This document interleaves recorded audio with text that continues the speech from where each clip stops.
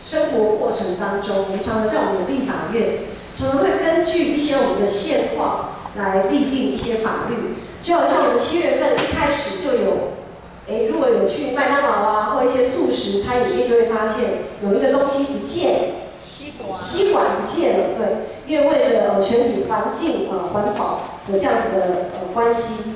好，然后我们发现7月份除了吸管有条件的限速之外呢，还有酒后开车连坐罚，对不对？不只是酒驾那个人要罚你，坐在他车上的那些人乘客也要罚。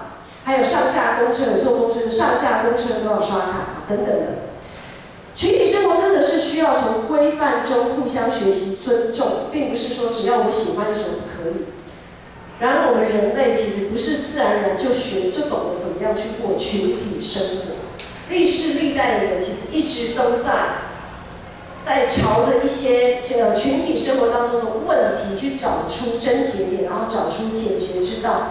比如说饥荒、瘟疫、战争，这是历世历代很多的问题，包括现在很多国际性的高峰会啊，像全球暖化现象、粮食政策等等，还有难民的问题。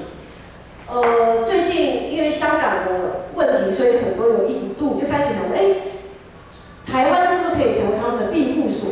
好，那有些香港人士来到台湾，可是因为还没有相关的立法，所以呢，还没有办法让他们可以成为一个政治庇护的地方。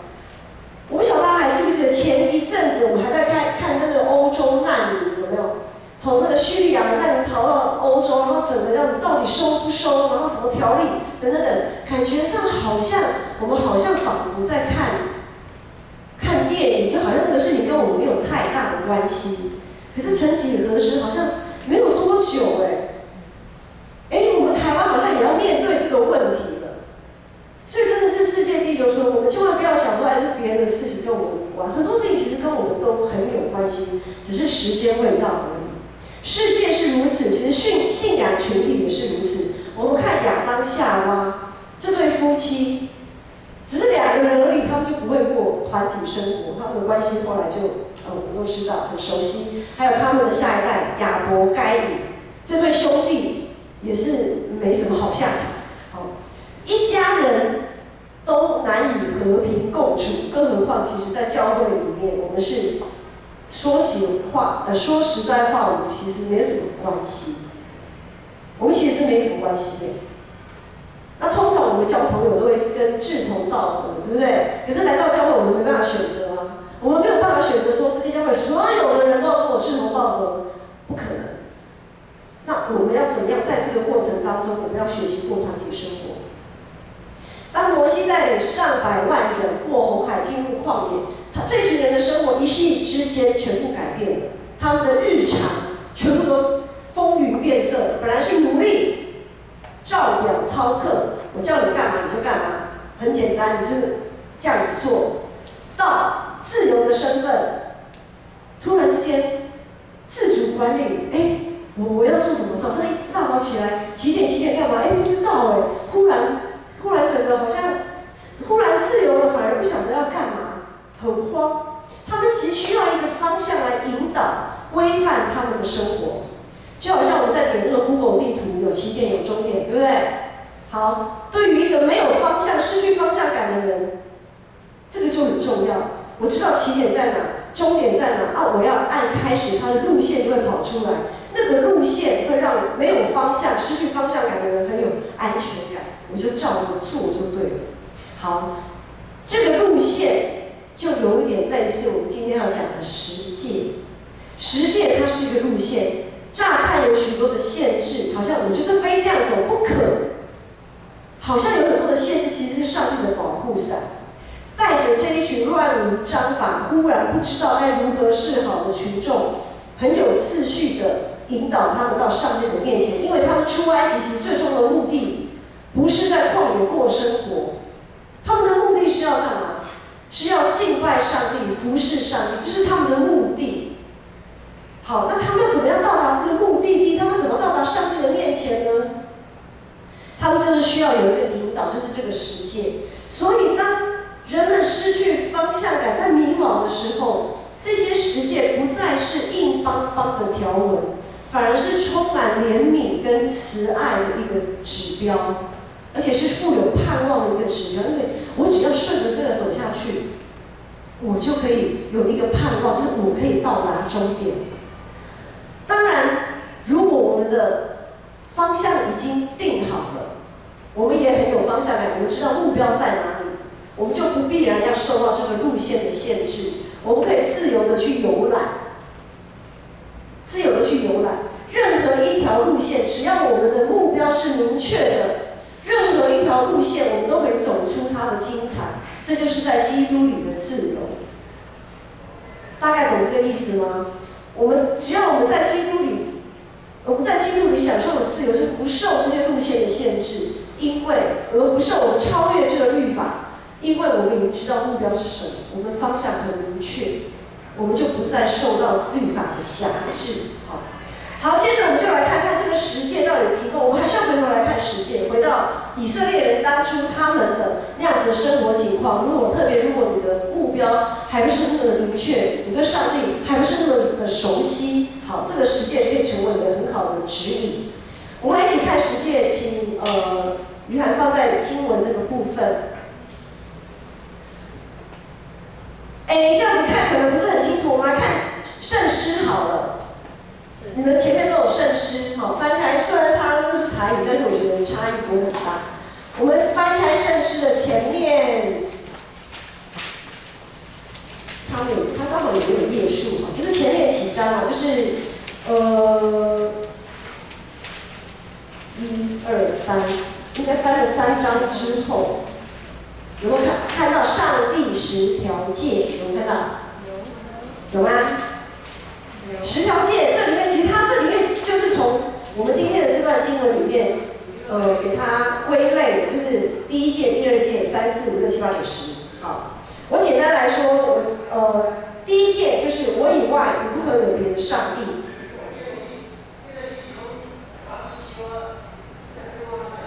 所以我想说奇怪，怎么会有一个声音这样子跑出来？好，第2诫不可为自己雕刻偶像。第3诫不可妄称耶和华你上帝的名。第4诫当守安息日。到这里为止，从第1诫到第4诫都是对上帝，我们对上帝的该有的认识、该有的态度，该有的一个如何敬拜他。从第1诫到第4诫是指我们对上帝。接下来第5诫当孝敬你的父母。第6诫不可杀人。第7诫不可行奸淫。第8诫不可偷窃。第9诫不可作假的见证。第10诫不可贪图你邻舍的一切的东西。好，所以简单来讲，我们今天读的经文就是上帝的10条诫。这10条诫命是上帝主动提出要跟以色列人立约的条款。其实上帝大可不必这么大费周章因为他已经带他们出埃及了。照理讲，上帝就给放在他们自生自灭就好了。还记得吗？我们在读出埃及记，因为是我们最近的读经进度嘛，就是他们受苦啊，被奴役啊，很辛苦，然后他们哀叫嘛，呼求嘛，然后上帝都差派摩西把他们带出来嘛。到这边为止，应该就结束了吧？祷告就蒙应允了嘛，是吧？上帝为什么那么鸡婆，还要弄这个10条诫？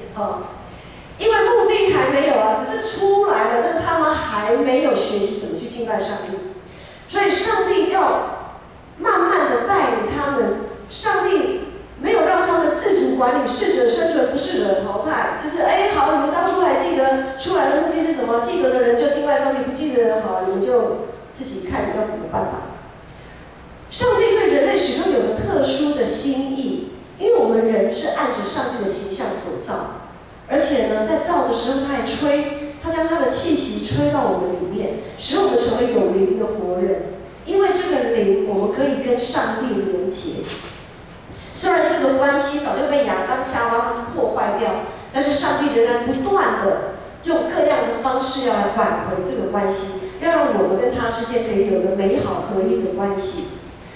果然，这群以色列百姓没有让上帝失望，没有说上帝你很啰嗦讲了那么长一串，一大堆，很烦哎，我们已经不晓得该怎么办了，还在那边讲一堆这样子。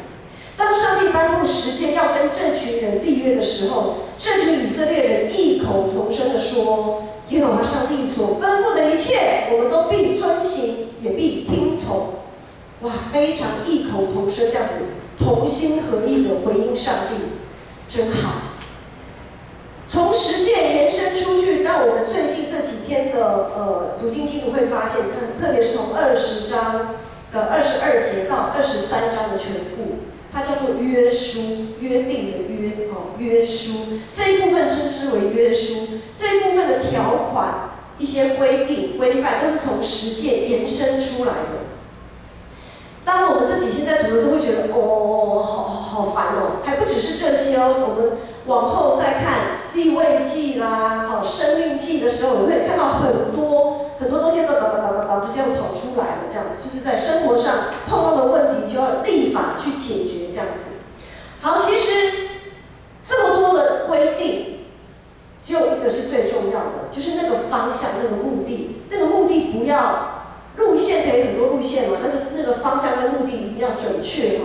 那个目的就是我们要如何用心灵诚实敬拜神，专心服侍他、侍奉他、讨他的喜悦。除我以外，不可以有别的神，也就是耶稣所讲的，我们要尽心、尽性、尽意爱主我们的上帝，然后还要爱人如己。前面尽心、尽性、尽意爱主我们的上帝，是我们对上帝的态度。那爱人如己，是因为我们彼此之间都有上帝的形象，我们要彼此相爱，好，彼此相爱。所以耶稣就说，这就是新的诫命。那我们今天要怎么样来看十诫？我们不需要再从字面上的意思来看，因为字面上的意思，我想大家都知道，你看了其实蛮清楚的啊，不可杀人，不可犯奸淫，不可偷窃，不可作假见证，不可贪图邻舍的东西，要孝敬父母，要守安息，这个好像很清楚、清晰易懂。但是今天呢，牧师要从你们有周报，拿你们的周报出来，周报里面也有十诫的影子哦。来考考你们，你们觉得周报里面哪个部分是十诫的影子？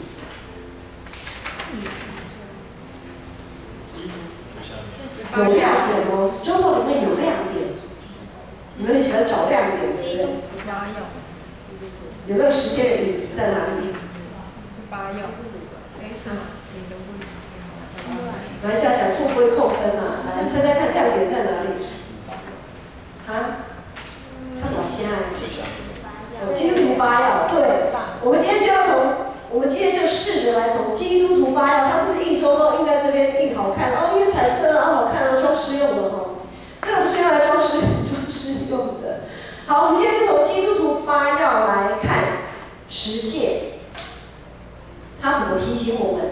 好，第一项，基督徒8要的第一项，我们看着周报这样的顺序来哈。第一项是敬神爱人，敬神爱人其实就是刚刚讲的新的诫命吧，对不对？尽心、尽心、尽力是那个爱主我们的上帝，然后呢要爱人如己嘛，好，所以这个就不用讲了，这个是一个算是总纲啦。第一条就是最主要的，就像十诫的第一条，除我以外不可有别的神。好，再来第二项，天天读经。如果我们没有读圣经，我们没有办法明白上帝的心意，我们如何要讨他的喜悦？我们如果常常讲说我们要讨神的喜悦，可是我们完全不晓得他到底喜欢什么，那我们其实讨到最后都是讨自己的喜悦而已。就像我刚才讲的，我们来教会，我们没办法选择我们的肢体，我们没有办法选择跟我们志同道合的人。可能有一个人就是跟我怎么样都不对劲，我就是跟他不对盘的人就坐我旁边，那我也得接受他，因为这是上帝的心意。如果我不懂得上帝的心意，我就会按着我的本性，按着我的喜欢，按着我的好恶，我就是不要跟他坐在一起，我就是不要跟他讲话，我就是不要跟他打招呼，我不要跟他有任何的干涉。那我们我们就会把自己当成上帝。除我以外，你不可以有别的上帝。意思是我们要讨他的喜悦，我们不要把自己当成上帝，好像只要我喜欢，为什么不可以？我要以我的，如果我们是以我们的喜欢来过团契生活，来过信仰生活，那么我们可能就会犯了第一戒，直接就触犯第一戒，因为我们把自己当成上帝了。好，再来第二项是第三项是常常祈祷。好，常常祈祷。在常常祈祷里面有什么提醒呢？我们的祷告如果不是出于真心，只是为了祷告而祷告，我们可能就妄称上帝的名。当我们在主导我们祷告的时候，来，我们祷告一次。我们在天上的父，愿人都尊你的名为圣。好，到这边，愿人都尊你的名。真的有愿人都尊你的名为圣吗？有希望所有不认识你的人、认识你的人都可以尊你的名为圣吗？我有这样子的迫切吗？好，然后继续。愿你的国降临，上帝的国真的降临了。你真的愿上帝的国降临吗？如果我们还没有准备好，上帝的国降临，我就是被击杀的那个。好，再来继续。好，愿你的旨意行在地上，如同行在天上。那就回到我刚才有讲的，上帝的旨意是什么？我们是不是真的迫切愿主的旨意行在地上，如同行在天上？日用的饮食，我们真的只求天天的玛纳，每天的玛纳吗？还是我们其实也是会为明后天、下一周、下个月担心呢？就是我们在祷告的时候，我们是有口无心的祷告，还是真心的知道我们在祷告什么？知道我们在祷告的对象他是怎么样信实的供应我们，怎么怜悯我们，让我们即便我们在罪恶中，我们还可以被他挽回，来赦免他，赦免我们，我们才能去赦免别人。就是我们在祷告的时候，如果我们是有口无心，这样好像念过去、念书背书一样，很可能我们就妄称上帝的名。好，然后接着，如果我们常常会忘记祷告，我们就会习惯依靠自己的势力才能。我们没有让我们的心灵进入安息，我们一直在忙碌、忙乱、怕、紧张、害怕、压力，我们就没有当手的安息。好，接下来情妇聚会，情妇聚会的一个意思也是，就是说，要我们能够守安息，进入安息，分别为圣，亲近上帝，懂得放下与交托，这是其中一个。第二项就是在聚会的时候，我们可能会雕刻偶像哦，因为聚会的时候，如果我们一心二用，好，在聚会的时候要想，不只是做礼拜这个聚会，团契聚会啊，各种聚会都一样。当我们聚会的时候，如果我们的心飘走了，我们在想其他的事情，那个事情就取代了上帝，那个人事物可能就会成为你所雕刻的偶像，因为你已经让那个事情取代了上帝在我们心里的位置。好，情妇聚会也要小心，我们不能犯奸淫，就是不能有非分之想。有的人来聚会就是为了来交男女朋友的，或者是不能偷窃。有些人来教会是为了贪图自己的好处，像有些人我们教会也没有了，其他教会常常有听过，就是说，之前牧师也有在其他教会有碰到过，就是他们比如说他在做直销，他就是为了要直销，因为直销人多嘛，教会就是人很多啊，而且教会人很好骗，因为大家都很善良。好，这是他们的想法跟观点。好，于是呢，他们就会来教会，好，就开始来教会进行他的直销工作。等到有利可图完了之后呢，无利可图的时候，可能他们就又离开了，好，等等。所以他们的目的可能就是为了来赚钱，或者是来教会的女孩子都不错啊，男生也帅啊，来教会交朋友这样。所以我们在殷勤聚会的这个部分，我们要小心，我们不要为自己雕刻偶像，我们也不能犯奸淫，也不能有非分之想，不能偷盗。好，在接下来第5项是乐意奉献。在乐意奉献，我们要小心，的是我们不偷窃教会的财物。们没有做当做的奉献，其实在某一个程度上就是偷窃了教会的财物。我们也要小心，不能偷窃弟兄姐妹的时间。如果我们该做的服事没有做，我们就是偷窃了别人的时间，占用了别人的时间。因着我们没有去该做的服事没有做到，然后别人就要多付出一些心力，我们就偷窃了他们的时间，别人的时间。好，然后我们也不能偷窃，要小心，不能偷窃上帝的荣耀。所以我们要常常彼此代祷，让我们可以知道，今天我们可以成就什么，是因着上帝，不是因为人。所以在我们参与，从刚刚殷勤聚会到乐意奉献，当我们在参与教会团契的生活，我们要常常省察自己是服事的机会多，还是被服事的机会多。我们成为基督徒，不是来享受参加俱乐部享受的。牧师也讲过，那个奉献不是好像你缴会费，我缴了会费，我就会像俱乐部一样可以享用各种的设备设施，不是的。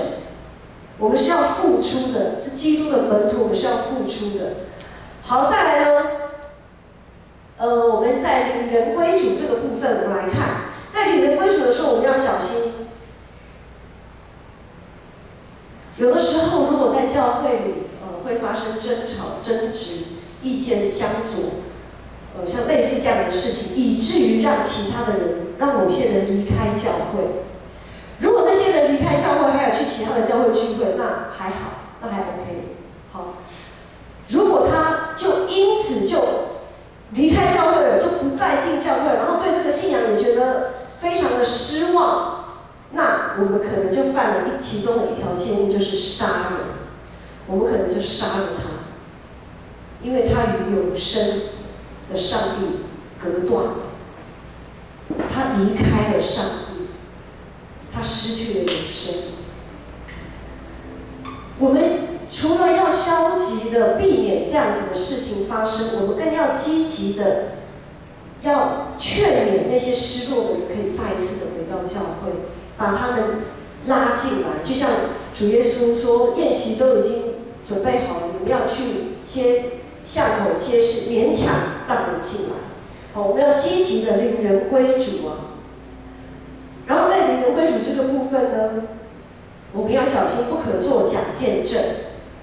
很多时候我们没有活出该有生命的见证，我们就是做假见证。比如说，有的时候我们灵命骄傲的时候，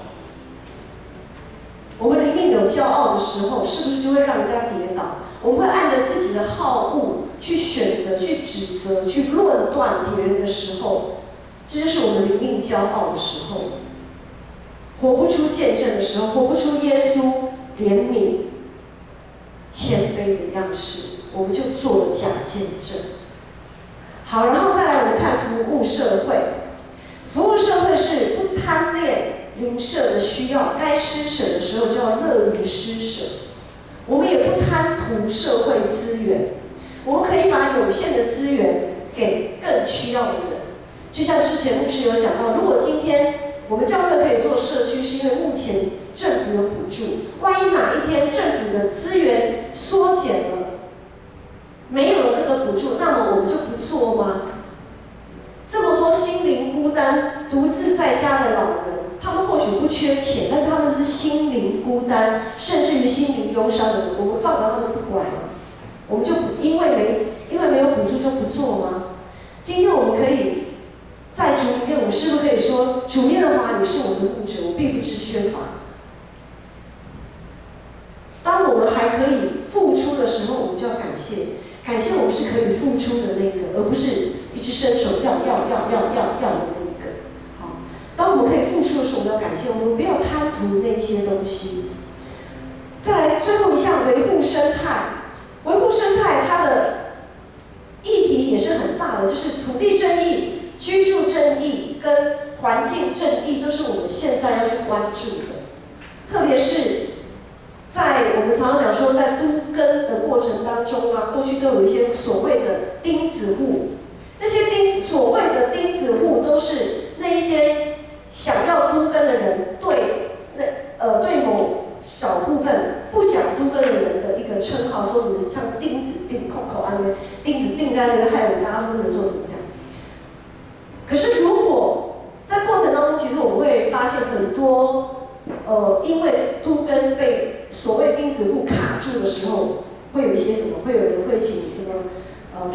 官说啊，或者是黑道去施以，反正就是软的硬的，就是要他们妥协就对了。在这样的情况下，其实就是去贪恋邻舍的房屋跟他们的所有权。如果没有用正当的方式让他们甘心乐意的说好，大家一起都跟。其实很多时候在这个部分的议题，我们要去了解，或者是在经济发展跟山林如何永续的维持那个环境、那个大自然，怎么去找到一个平衡？这是我们要去关注的。在这当中要怎么取舍？我们要用我们的信仰来去思考。好，接下来我们看了这么多了从敬神爱人、天天读经、常常祈祷、勤度聚会、乐意奉献、以人为主、服务社会、维护生态。牧师不晓得你们心里会不会觉得说，哇，原来我犯了这么多戒。因为牧师自己在准备这篇讲道篇的时候，我心里也很苦，就觉得哎呦，好恐怖哦！我觉得我怎么跟上帝的距离这么远啊？后来发现原来我这2年收到那个，有的时候聚会就是很容易心就会飘走啊，好像很难有很多东西。就像罗马书7章讲的，他说：“如果没有律法，我就不知道何为罪。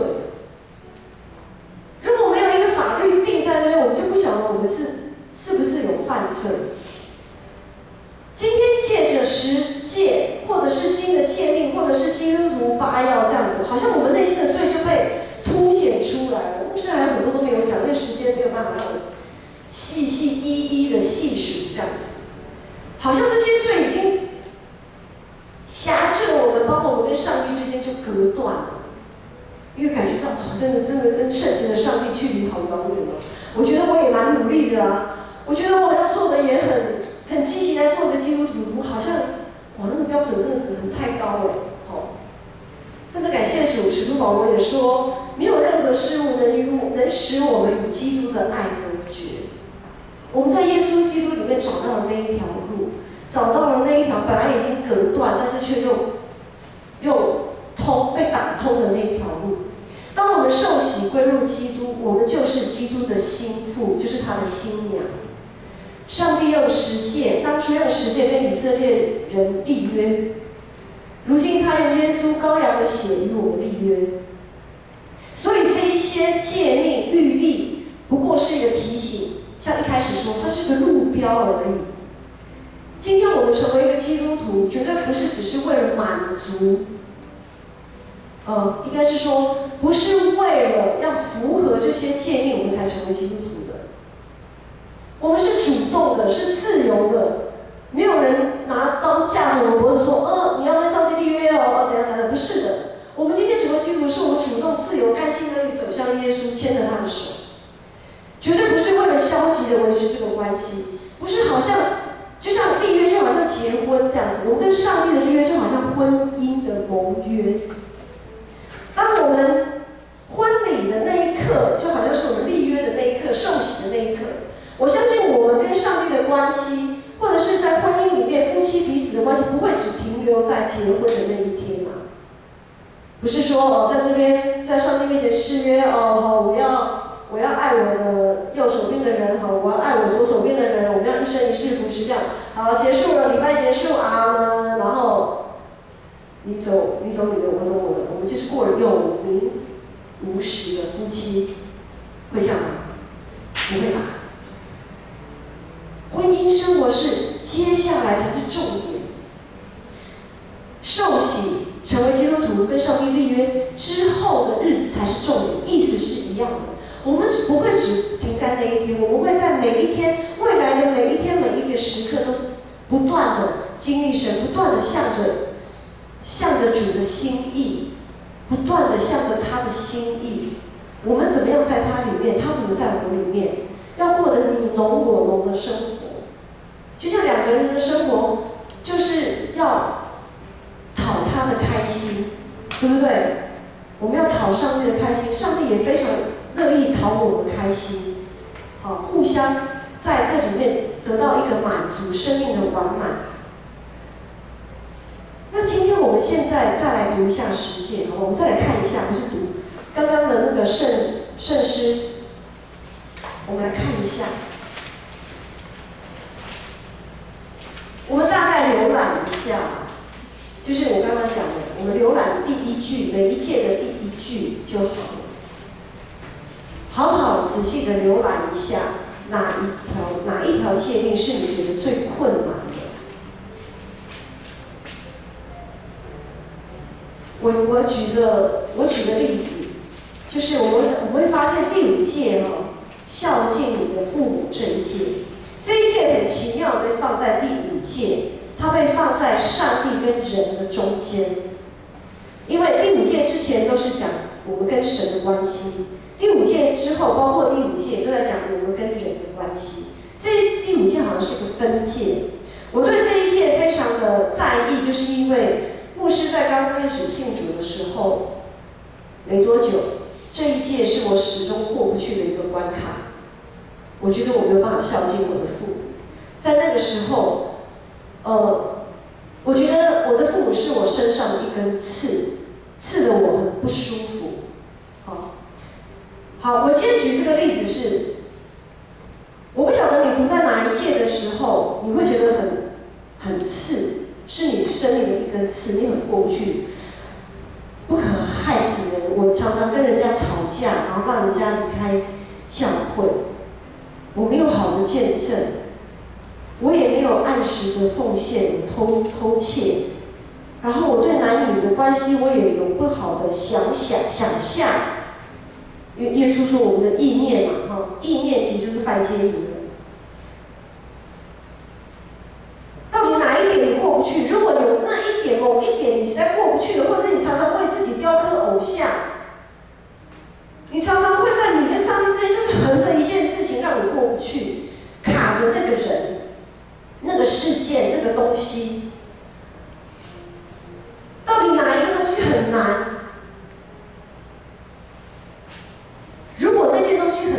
那就是一定是你跟上帝在那一个事件上面，你没有些事情你没有弄清楚。我就举我刚才讲的，我对于第5届这个东西，因为这是我个人非常深刻的一个经历，我就举这个例子。在这个过程当中，上帝让我看见的是说，父母跟子女其实他们互相反映自己的本相。好，就像我会在我的孩子的身上看到我的样子，看到我的样貌，那孩子们也会在我的身上看到他们的影子。那 DNA 那个基因没有办法。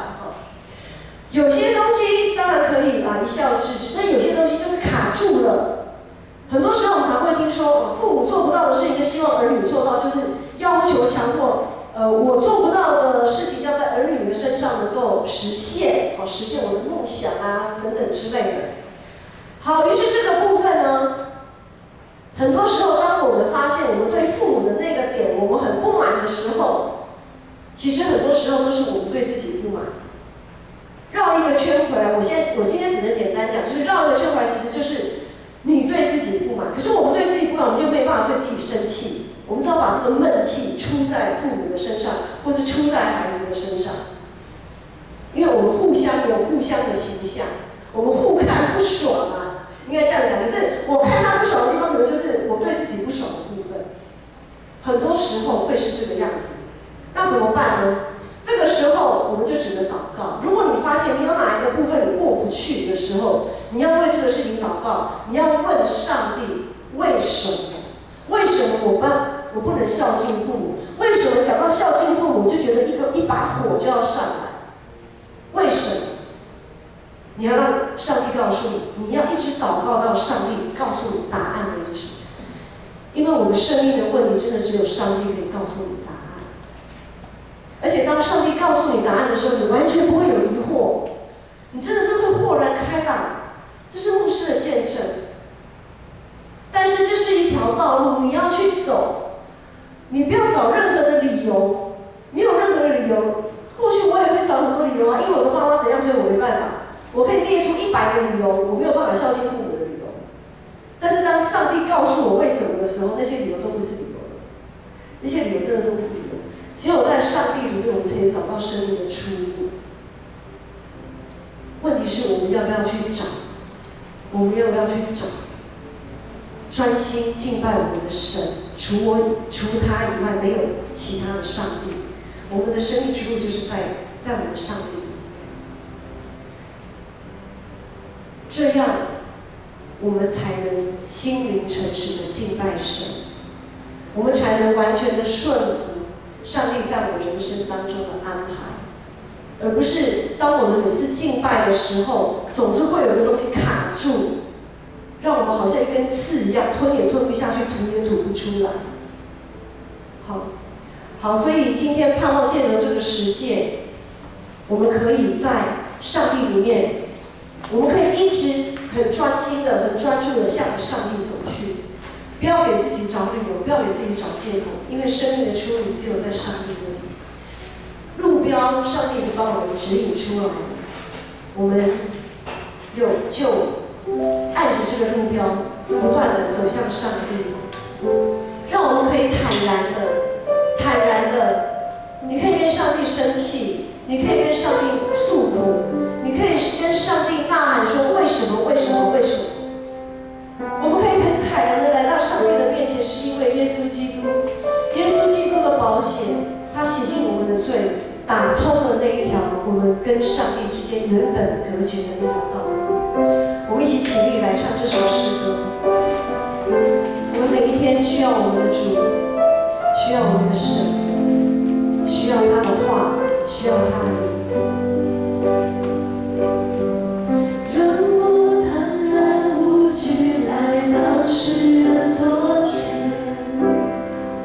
用心灵诚实寻求你。亲爱的天父，我何等地需要你，需要更多的你同在我生命。坦然无惧。让我坦然无惧来到世人座前，用心灵诚实寻求你。亲爱的天父，我何等地需要你，需要更多的你同在我生命。每一天我需要你。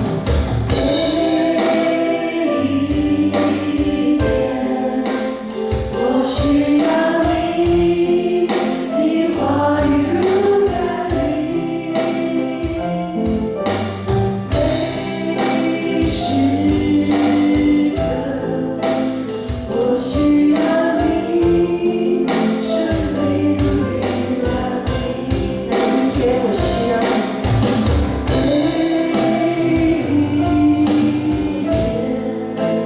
我需要你，你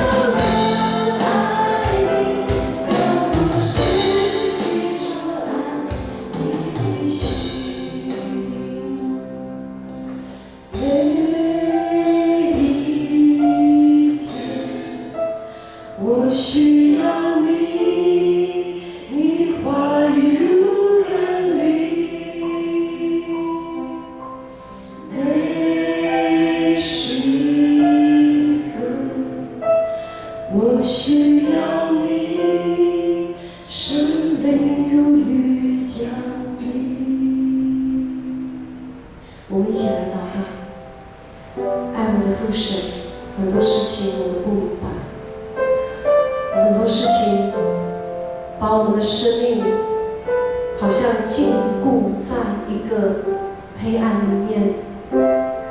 但是主，我们今天要在你里面寻求，我们不只是今天，我们要每天在你里面寻求。相信主，你必会让我们知道那个答案是什么，然后我们可以喜乐地将一切的荣耀都归给你。愿我主耶稣基督的恩惠、天父上帝的怜悯与慈爱、圣灵的帮助与感动，与你们众人同在，从今时直到永远。阿们。